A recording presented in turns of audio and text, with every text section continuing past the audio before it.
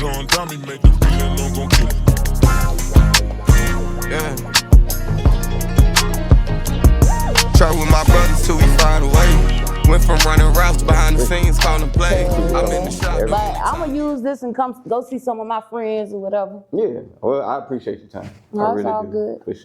For sure. We done heard a whole lot about you. From For sure. as soon as I start doing what I do, as far as like just messing with people in general, as far as music and promotion. When I stepped in Lynchburg, you was one of the first names I had ever heard. I'm talking about youngin', you know what I'm saying? But I'm gonna go ahead and start. You ready? You good? I'm ready. I'm You good. Yep. Kulture Radio, baby, we back. We back again. What is this? We episode 2. Yeah, we record everything live. No. Yeah, no. You good? It's okay. Kulture Radio, episode 2. We back live. I think this is episode 2. We only done one other one. 3. Is it 3? Oh, Big Joe. Shout out my man Big 3. Joe. That's why I kept saying like this don't sound right. Shout out my man Big Joe. He said he was gonna be here. Shout I'm out pretty to Big sure. Joe. He got the babies. He got all kind of stuff going on. But shout out Big Joe. Episode 3, Kulture Radio. We got the queen, the Griselda of Lynchburg, Miss Flowsicka. Okay. Welcome to the spot. How you Thank doing? you. I'm fine. Like I said, we appreciate your time. Everything kosher. Yeah, we For appreciate sure. your time. From my understanding, we're gonna go ahead and dive into it. Are you working on anything currently? Yeah, I'm working on stuff. Yeah. I'm about to start shooting a couple videos and stuff. Definitely, I'm always working though. Yeah.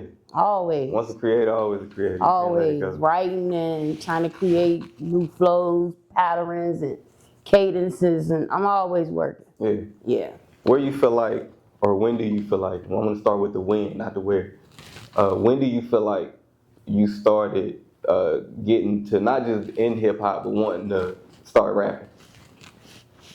It's probably like 8. I say the person that made me want to rap, and it was probably Biggie. Biggie? Yeah, I was about 8 when I first seen Word. him. And Yeah, he was like, I'm ready. Yeah. So, Yeah. and this is something that I noticed in the music that I done heard, and I'm glad you named Biggie. You don't take to a feminine style. Right. You get what I'm saying? Right. Was that something that you like knew going in? Like I don't want to sound like, you know what I'm saying, the girls. I wanna spit some bars. I wanna, you know what I'm saying? I always wanted to be able to hang with the dudes, like, cause you know a lot of women, their shit is one dimensional. You know what I'm saying? It's like, shake some ass, you know, show some titties or whatever. Don't we got some here? Yeah. Okay, so yeah, a lot of women is one dimensional, but not saying I don't like that, but I always wanted to compete with the fellas, like as far as like lyric. Yeah. I get that. You know? When do you feel like you started to? Every video I seen got some motion on it. Right. So like, do you feel like just gradually as you grew up, you built the name as you grew up, or do you feel like there was a defining moment? I've been doing this for a long time, so Yeah. I've been writing rhymes since I was about 8. I've been recording since I was like 15, 16. So it's just over time. I think it's just like over time. And then it's like, I had a lot of moments and stuff. Like I was in the XXL magazine back in the day. Oh, we gonna get to all that. You ain't gotta Yeah, like, but you know, I had a lot of moments, and then I put a team together with like my childhood young. It was some young niggas that was, you know, and we put this team together called No Sleep. We used to throw like parties and stuff like Shout that. them out. And just, Who was in the team?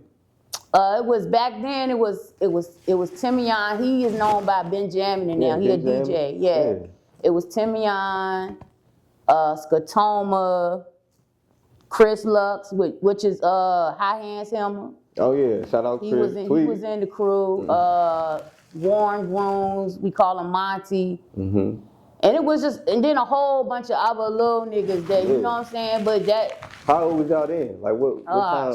Shit. Around what age is that? They was young. Yeah. They younger than me. They was Yeah. my little niggas. You know what I'm saying? So I don't know. I was probably in my when we started that, I was probably like about to be 20 or something. It was a long time ago. Yeah. Word. So, and I heard you say you recorded your first track at like 16. Like 16. Did you immediately start? Because putting it out was a little bit different, if I'm not mistaken. It was way different. We was doing shit. It was CDs back then. You know what I'm saying? So, I had shit on tapes, but I found like my grandma just moved from Lynchburg to South Carolina, so I found like old cassette tapes with me like just working on my flow or whatever. You know, terrible quality and stuff. Yeah. So, but I started going to a real studio when I was about 15, 16. That's what's up. So, because that's a big gap right there. Yeah. But what I first want to know, and this is like, it was a couple big questions. But the first one I'm gonna ask you. Like I said, so around, I'm sure in that time where you hanging with Chris and all the younger guys, that's when it started becoming like a Lynchburg thing. Yeah, but we was also traveling and stuff. We was doing shows. You know, we was going to like. Yeah, so I'm trying to get to when that motion started. Like when did Flowsicka start getting that push? I mean, I was getting the push like from the jump. Yeah, when I was doing low budget videos and stuff that the city was knowing. You know what I'm saying? Why you feel like the people took to you so well? I don't know. Like I guess because I could always rap with the niggas or out rap the niggas. Like you know what I'm saying? Like it's just I don't think they ever seen nothing like that before. And then it's just like. It's not even just about the lyrics because you can say some dope shit, but if you don't know how to deliver it, it can go over your head. So it's just sometimes it's the way I got a distinct voice. My voice is different. You know what I'm saying? So kind of sound like I got like what you call that, like that T-Pain shit. Like a lot of people think I do that shit that's just my voice. Yeah. You know, I'm just unique and stuff. So it's like, and I can spit, but. And I fuck with the flow. You know what I'm saying? Like I changed the flow mid song, but it's just I was just different. You know what I'm saying? Yeah. That's what's up. So, and I mean that makes sense. Like I said, I scrolled till I couldn't scroll no more, and it was like you been hitting since day one. I feel like ever since I started putting out like visuals, ever since I started putting like visuals, the city kind of got behind me. Like. From back then, even young motherfuckers right now that wasn't back then. You know what I'm saying? Like it's just I evolved with the time. You know what I'm saying? The first track I heard you on dropped last year. So so that's a big thing. Like that's longevity, and a lot of people ain't got that. And I feel like I get better too. I feel like as the time go on, I don't feel like when I started I was as good as I am now. Like it's just. Because I work on it. Like a lot of people don't work on it. I just keep working on it. Like I be at home just playing with shit. So that's what for sure. I got you. So I'm gonna take a little pivot. What was Flowsicka? What was her as a little girl? What was that growing up? What was your life like growing up? My life like growing up, it was. You know, it was rough, but I didn't really know it was rough. For the, you know what I'm saying? I'm gonna reword it a little different. What was it like growing up in Lynchburg? Like, because Lynchburg has changed a lot. It has. But, like, growing up in Lynchburg, I seen a lot at an early age. You know what I'm saying? Like, I seen a lot at an early age. You know, I had cousins that was in the game or whatever like that, and I'm a sponge, so I just used to take on that stuff, and I seen a lot as a kid, and it's just like I always got tough love. You know, I never really had like these kids nowadays. It's like they are spoiled. You know what I'm saying? Like I always was taught whatever you want, you gotta work for it. Like if I wanted to do something when I was young, I had to work for it. Like I had to do something for it. You know what I'm saying? Like, I definitely seen a lot as a kid, and I grew up fast because it was like my mama was in the streets. You know what I'm saying? My daddy, he was in the penitentiary like the first 15 years of my life. Like I never seen my pops outside of the gate. You know what I'm saying? So it's like, that was crazy. My mom was in the street, so my grandma had us. It was 3 of us. My grandma had us, and so we used to have to spend a lot of time over my grandma's sister's house, and it's just over there. It was crazy because I just seen a lot of shit over there. I get that. You know what I'm saying? Yeah, that's people don't know, especially like back in the day. I definitely was left out of it. They always kind of wrote off Lynchburg as like the country. They still do. Yeah, they do. Everything is kind of just pushed to a corner now, to where like if you ain't on Ward Road or on Timberlake, Right. you don't know. Right. You know what I'm saying? You really don't. Really go down. It really go down in Lynchburg, and shit, it was going down back then. I'm telling you, I seen my fair share of shit as a kid, as a jit. You know what I'm saying? Seeing shit that I was not supposed to see, drugs and was there all a kind of moment stuff. like? Because I mean, it sounds like it's kind of the same thing with the music. Like you just kind of grew into it. Was that the same thing in the street too?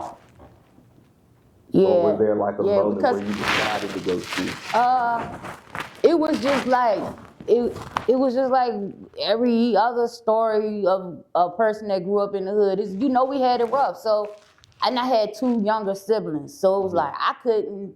Once I got like 15, my grandma was like, yeah, you know, I can't do as much for you as because I got these younger kids. You know what I'm saying? So it was like, I wanted, and I always seen it. You know what I'm saying? I grew up around, like I said, I had older cousins in the game, but it was like, I wanted some money. Like, I needed that money. Like, I was tired of being broke. So if grandma ain't gonna give it to me no more, guess what? Yeah, gotta go get it. I gotta go get it. Yeah. And this is something, for real, I don't see. Like, and that's the reason I'm gonna ask you this question, just based off of all the people that vouch for you, men, you know what I'm saying, stand-up guys, you know what I'm saying?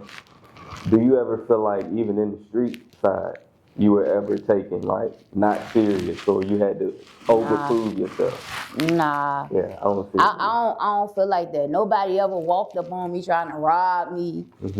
And you gotta think about it, in the streets, you dealing with 90% men. So it's like, they come in the car.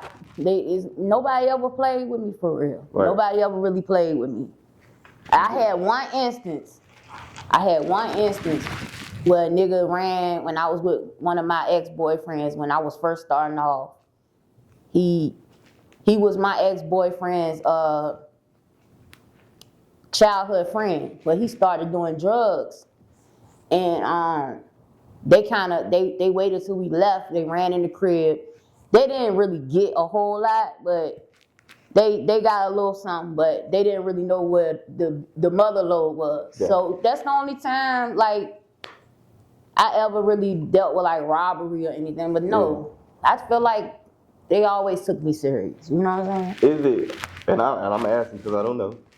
Is it has it just been your presence, like who you are? Like you feel like you just always stood out in everything you ever did, for real? Like, I stand on business. For real. And that's just is what it is. I always had a boss mentality, even as a kid. Like, you know what I'm saying? So people be like, oh, you act like somebody boss or something. But I just always had that mentality. Like, I am who I think I am. You know what I'm saying? I think certain people, like, they can just move a room. You know I always had that presence. Having to, you know what I'm saying? Some people just meant for that role.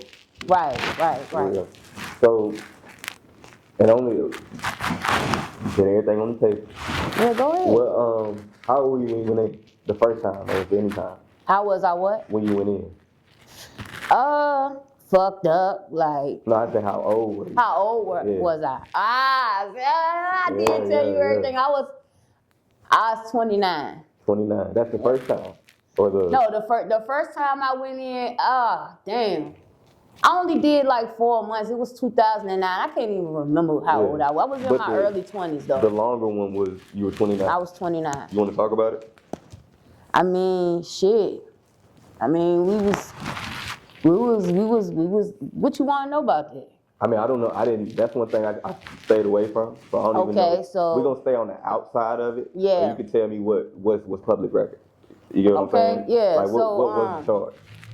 The charge was trafficking marijuana, distribution of marijuana, and intent to distribute marijuana. So I had 3 charges, and I had a conspiracy to traffic marijuana. So that's probably the one that got you. Yeah, but when they came to me, that came to me later on in the game after, because they was trying to make me take a terrible plea deal, and I was just like, nah, I'm taking it. So then when they did that, when I said that, they smacked me with it. Let's back up, because some people gonna be lost. Okay. Were you raided? Yeah. Okay, so they came and got you. Yeah, they hit every spot. Yeah, and from that night, you're locked up, or did you get a bail? No, I never got a bond. Yeah, never got a bond. I went up for a bond 3 times. I never got a bond. So how long was the span? Because you said you were prepared to take it to trial. How long was that span? Because that can take a long time. I had a speedy trial, so. Okay. Let me see. Like weeks, months? No, it was probably about like 10 months, something like that. Something like that, yeah. Are you knowing you about to sit down in those 10 months? I'm knowing that I'm going to get some time, but I didn't know I was going to get the time that I got. I didn't know they was going to order me up. You know what I'm saying? So you took it to trial? I did not take it to trial. So when they hit me with the conspiracy, because now mind you, I'm taking it to trial. So my lawyer was ass. I'm gonna just put it like that. My lawyer was ass. So it's a guy called my brother. His name is Hassan. He got me another lawyer. But the judge was like, I'm not letting you switch lawyers. I'm like, how can you do that? Like, and they hit me the same day that I went to that court date. They hit me with conspiracy. Now, the conspiracy charge had a mandatory minimum of 4 years. Yeah, you can't do that. So whatever I did, I was gonna have to do those 4 years. That was mandatory minimum. And you knowing that though? Yeah. So I already knew that once I seen she wasn't trying to let me switch my lawyer and how they was playing it, I was like, oh shit, like, yeah, I got it.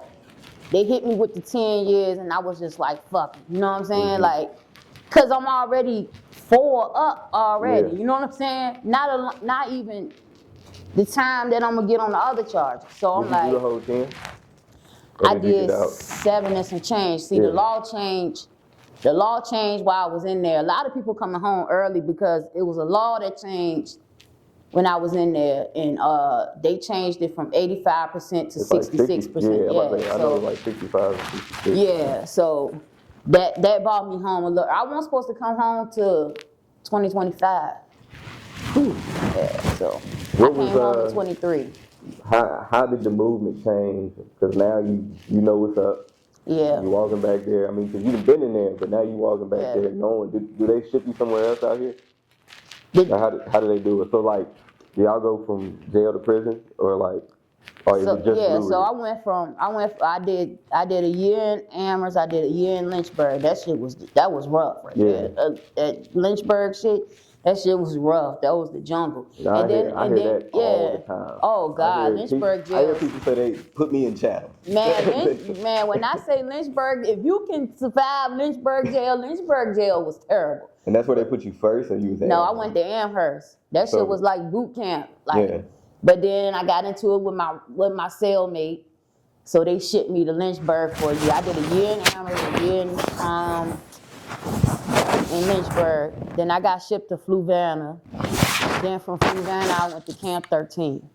It sounds like, and correct me if I'm wrong, there won't never really It might have been a moment of like, damn, but I don't think there was ever a moment you were ever scared for real. It was just like, I wasn't scared. So first of all, I'm a real bitch, so I knew I wasn't gonna tell on nobody. I knew I was gonna be able to come home with a clean jacket. You feel me? So was I ever scared in prison? No. Yeah. It was just like, damn. yeah, I gotta sit Looking down. I'm staring 10 years down, like, damn, I really gotta do 10 years. You know what I'm saying? And them folks was gonna railroad me. You know what I'm saying? But they did that so they wouldn't have to I wouldn't take it to trial, and you know that's money and shit. So it's like it's all a money thing. No, I get it. You know what I'm saying? But I went in, like I linked with a couple real bitches or whatever like that.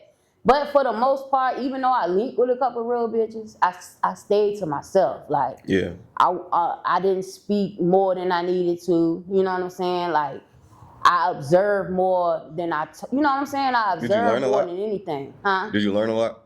Learned a whole lot. Yeah. I learned Just about like life, or what were you focused on while you was in there? My comeback. Like that's what I was just about to ask. Like as far as like when you got out. Yeah, as far as like did you have like a roadmap when you got out? Like this what I'm gonna do, this what I'm gonna do. Yeah. I had a plan. Yeah. I had a plan. So when I was in Camp 13, in Camp 13 they let you work outside, like in public. You know what I'm saying? So it's they got like jobs set up like Keefe. I don't know if you ever been to prison or Keefe is like where you order your commissary and shit from. They got Keefe. They got the warehouse where I drive the trucks for that same warehouse that I was incarcerated going to on the bus every morning. So, but they got like different jobs. You got to get an outside gate pass. Okay. So I used to be the floor buffer.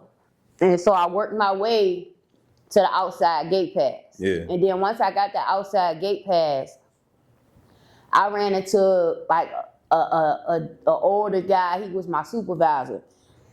And I look at him now like a mentor. Like his name was Mr. Pitt. So it's like, he just started like breathing life into me and stuff. Like because at that time, like at one before let me back it up. Before I went to the warehouse, it was like musically, I was just like that was the most thing I was sad about. Like that kind of fucked me up because when I got locked up, I was streaking. Like I was about to go. You know what I'm saying? And I had paper. So it just made sense. It was about to be over. Yeah. Like for real, it was about to be over. So I was depressed like a motherfucker when I went down. Like I ain't really everybody like, yo, you know, I heard about you and shit. Like, let's go in the yard and I'm like, nah, I don't want to do that shit. Like go like I'm just like bitter about it. Was the mindset to quit when you got out?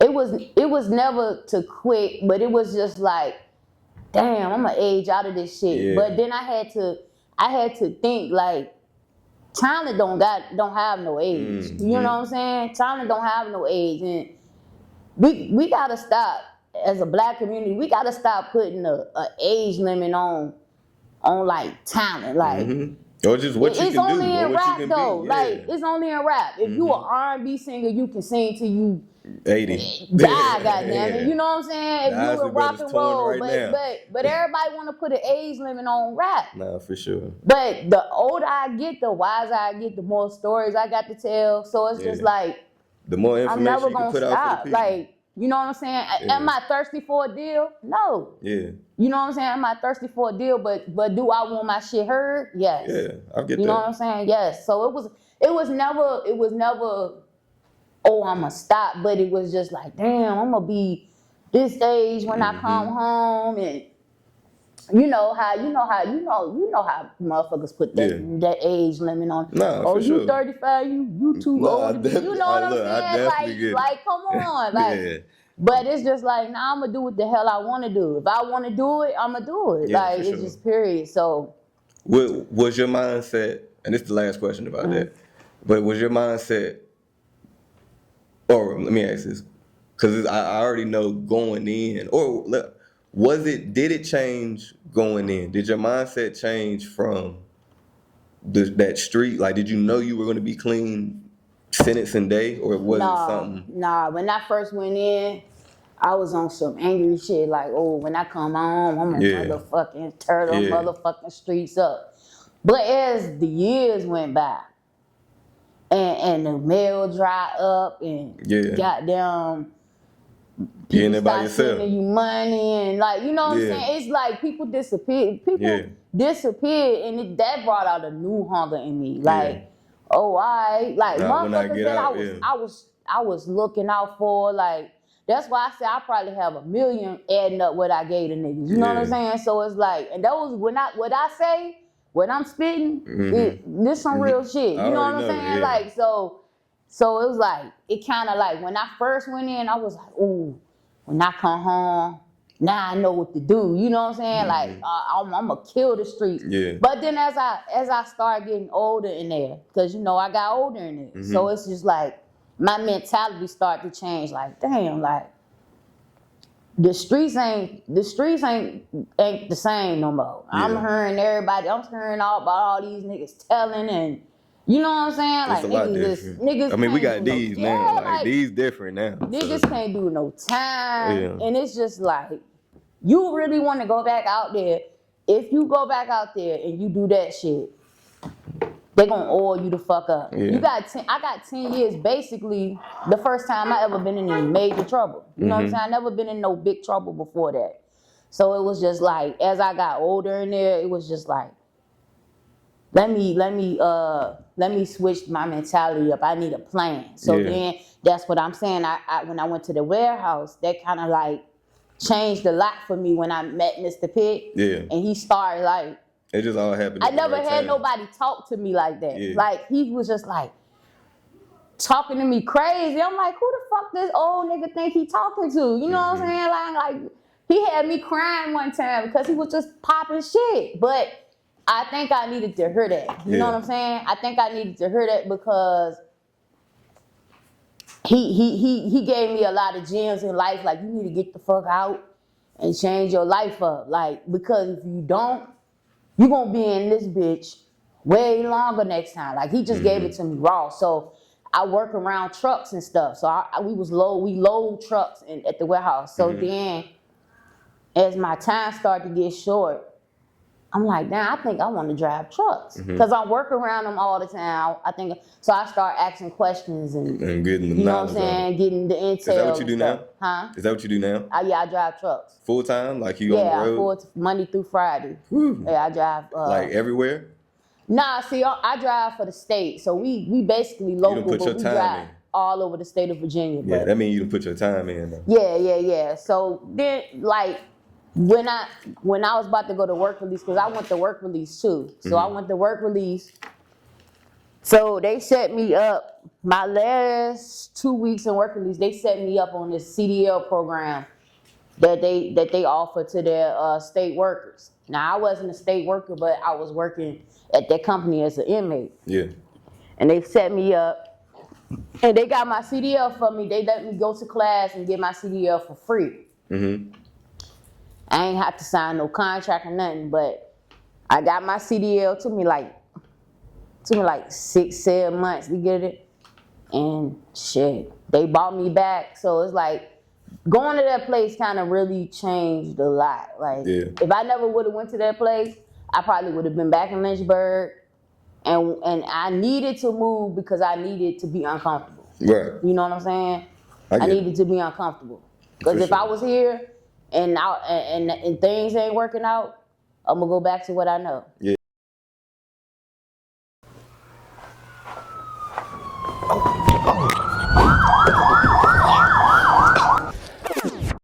Ever ended up like this?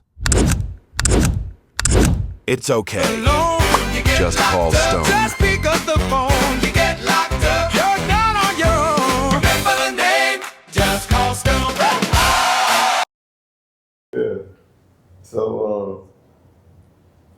Yeah. So like I said, everybody I asked, everybody I could talk to, anybody I could find, that there was another thing that kept coming out. That was like, yeah, Jim Jones stole their song. Yeah, he did. I mean, that song was so similar to my song. So what song was his? Because I'm gonna put them side by side for sure. It's a side by side on YouTube. It is? Yeah, we're gonna resurface. Yeah, if you look it up, it's on there. It's a side by side on there, but he definitely. But that happens a lot. Like I was telling Big Joe, that jig shit he got, that jig. I seen Hurricane Chris doing the same exact thing. Yeah. I mean the same exact thing. Yeah. But people gonna shit on you because you an independent artist. No, and it's like, but major artists do that all the time. Like they'll see somebody small and they'll rip off of them because they know the world the world don't know. Yeah. You know what I'm saying? So they'll bite off of them and run with it. But was that one of the? Because I'm pretty sure you at your peak right then, or like. Yeah, that record was gonna take me up out of here. Yeah. I ain't even gonna hold you. Was it already a Lynchburg anthem? Like, was it already? Oh yeah, when I perform that record to this day, it go crazy. Yeah. Like it go crazy. Do you feel like that took anything from you? Nah, I don't think so because I don't feel like that the record he put out was. It didn't really do shit. Like, you know what I'm saying? And he got the platform for it to do something. You know what I'm saying? Like, I still think my record was better, but yeah. It wasn't any. Yeah. Because it don't sound like it didn't like hurt your motivation or nothing like that. It probably made you hungry. That fueled me. It seemed like that's the type of person you are. You don't really. That shit fueled ain't nothing about to really deter you from it. It's just gonna make. Ain't nothing about to deter me. Yeah, I heard motherfucker popping shit. That fuels me. Like I don't know. It fuels me. Like any type of shit like that. That shit make me just go even harder. Yeah. Yeah. What did it get a chance to go a little bit harder after that, or was that closer to the time you had to sit down? Nah, I think I dropped Murder after that. But I was doing shows, and it didn't really stop me. Yeah. Like I was streaking. What was that like? What was the seeing people take to it and getting the shows, getting you know what I'm saying, starting to, because that's when you start to this shit might go. Like, what is that like? Because in my mind, I don't know. It's just it's a feeling you can't describe. It's like. It's like, cause actually I be nervous before I perform. For sure. But then once I get out there, it's just like that goes away. Like, you know what I'm saying? I'm a shy person. For sure. To be honest with you, but I don't know. The music just when I do music, it turn me into something like an animal or something. Like I don't know, but it feels great especially when you go. Like I did a show in Atlanta. I did the strip club. Mm-hmm. This was like right before I got locked up, and they was rocking. Like I really fuck with when people don't know me and I go do and some shit. With it, you know what I'm saying? And I gain new fans. Like yo, and they don't know me from a can of paint. Yeah. You know what I'm saying? That's what I really fuck with. But I love the love from my people though, cause if it weren't for my people, it weren't for this city, I wouldn't be. You know what I'm saying? Flow. Nah, and people take to you. I love my people for real. It won't nobody that ever rang more bells than your name to this day for real. How you and Big Joe link up? See, I didn't even really know Joe. Yeah, you know I mean, I thought he told me the same thing. I think I heard his name before, but I had did all that time. So when I came home, this was definitely after. This was after I came home. So he had hit me up. He was like, "Hey, how much you are charging for a verse?" And so we started. I was like, you know what I'm saying? Told him what I told him or whatever, and then we link up, and we've been rocking ever since. Yeah. Like he sent, cause I'm like, cause I don't really, even if somebody paid me to do a verse, and I tell him send me the song, if I can't see myself on the song, I ain't gonna do it. I ain't doing it. Yeah. Like I ain't just, I used to do that shit back in the day, get on anything a motherfucker want to get me on. You know what I'm saying? But that was when I was trying to get my name out there. But it's like, if I can't, I don't like the song at all, I'm not getting on it. Yeah. But I was like, oh, this nigga about to send me some bullshit. You know what I'm saying? So, but I fuck with him though, because he was a real nigga. So I'm like, I'm gonna do this shit. You know what I'm saying? So he sent me that motherfucking song. I was like, oh yeah. He was already on it? Yeah, he had his verse in the hook. Okay. Me and Willie won't, you know what I'm saying? Willie won't even on it. Yeah. But he had, that's tough. Matter of fact, yeah. Yeah, I think he had his verse on there. But I know for damn sure that hook was on there. Yeah. But I'm like, you already knew. Oh, he got some shit right here. Like knew. As soon as I heard it, I was like, oh, this a hit right here. This a banger. Yeah. This a banger right here. I was like, when I heard that beat, I was like, oh, this nigga about to send me something. Because you don't understand how much bullshit you would send me. Trust me, I do. I want to get you on this shit. Yeah. And I'd be like, nah, I can't see myself on that. For sure. So I had to turn them down, and it be respectfully. It don't be, it don't be no, I'm trying to be funny. And people probably think that, but I don't be trying to be funny. I don't think I'm better than nobody, but when I heard that motherfucker. Were y'all in the studio together? Or did he send it to you? Yeah. Y'all were in the studio together? But actually something happened and he had to re-record his verse. Okay. So we all did all our verses. Y'all basically recorded it in the studio? In the studio, yeah. We just vibed out. Did you already know Willie? I'm pretty sure, yeah. Oh, yeah. Willie a legend in the I already know. We gonna get them up in here too. Willie a legend in the Berg is down south. Yeah, for sure. Yeah, I've been rocking with Willie shit. Yeah. I don't know, since like 13, 14, I don't know. It's been a minute. So. Back then, especially from your knowledge, do you feel like Lynchburg had like camaraderie? Like y'all were rappers were messing with each other, or was it crabs in the bucket? Be honest too. I feel like people say they'll rock with you, but I think Lynchburg got a lot of crabs in the bucket mentality too. Yeah. You know now what I'm saying? And then, or they'll support you, and not everybody, because some of them they're gonna support you tooth and nail. You know what I'm saying? Like there's a lot of I know a lot of great people in Lynchburg that'll support you. For sure, we done named a lot of them. For sure. If you soon as, because I had a lot of people coming at me at one point, and it was just like, where is this coming from? I don't bother nobody. You know what I'm saying? I just get money and laugh, and why is y'all making raps about me and shit? Yeah. And I ain't even respond, but it made me go harder. Yeah. But I'm not gonna respond to you because that's what you want. That's crabs in the barrel for real, because once they see you doing better than them or look like you about to make it or something, that's how they come. For sure. And that was a few people. I ain't gonna name no names, but a couple motherfuckers was trying to come for me back then. But I never like gave it energy for I never gave it no energy. But I see it, and now you about to make me turn the fuck up. For sure. Like, for real. That's a great mentality to have, for real. We all operated like that if you're a better place. And actually, that F You Mean song, that's where it came from. Okay. Motherfuckers trying to talk that shit like crabs in the burrow. Like, it's a lot of crabs in the burrow in Lynchburg, for sure. Is there any, because there's a lot of female artists from here. Yeah.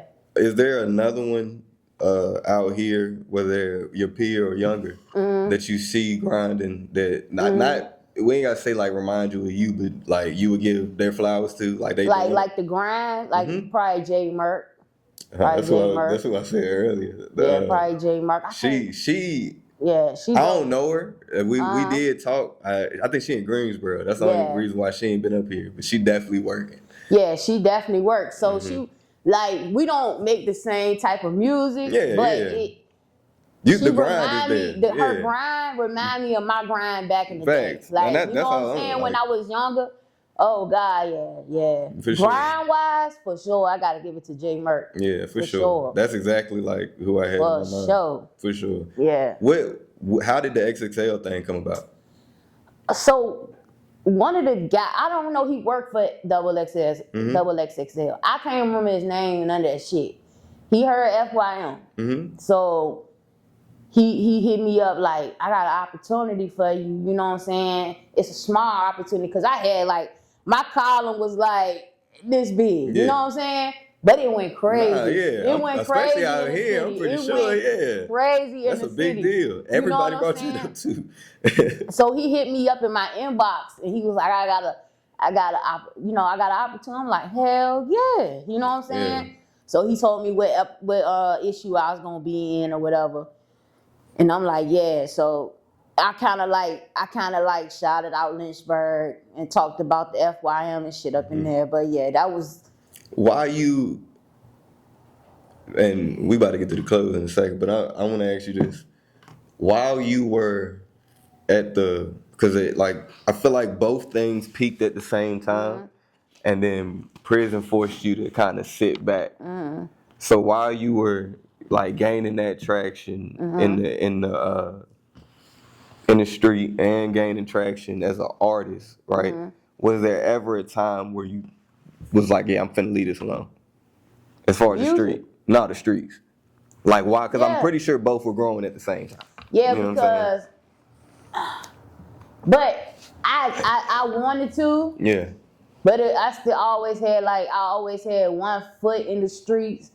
Like I think like right before I got locked up, I was like thinking about it. But it was just like but at the same time, me being in the streets was funding the music. Funding the music, and we all know you gotta be able to put money behind your own shit. Or you ain't gonna pop. It don't matter how hard you could be the nicest rapper in the city. Yeah, you gotta have money. But if you don't have no motion behind your movement, it ain't going nowhere. It ain't going nowhere. Nowadays, labels and whoever, they want to see that you got motion behind your shit. So it was just like, I kind of need this to get where I'm going. But I always, like, towards the end, like, I started, like, being paranoid. So I'm like, man, I need to stop. Because I switched from the hard, I was selling the other shit to the weed. Yeah. So I'm like, I was trending towards not being in the streets no more.